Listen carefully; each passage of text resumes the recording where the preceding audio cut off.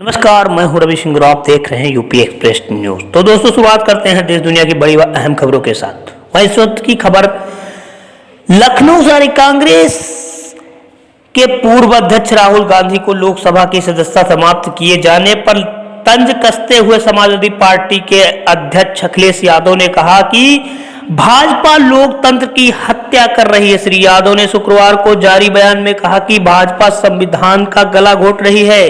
आज कांग्रेस नेता राहुल गांधी की सदस्यता गई है। इसके पहले सपा नेता आजम खान की भी मोहम्मद अब्दुल आजम खान की सदस्यता की गई है। कानपुर के सपा विधायक की सदस्यता लेने के लिए अधिकारियों को साजिश और षड्यंत्र के तहत लगाया जा रहा है। भाजपा सरकार साजिश और षड्यंत्र के तहत अधिकारियों के विपक्ष के नेताओं को ऐसे मुकदमे में फंसाती है जिससे सदस्यता चली जाए। कांग्रेस के समय में ही कानून लाया गया था, जिसका परिणाम आज आप देख रहे हैं। विपक्ष के कई नेताओं को सरकार ने फंसाया है।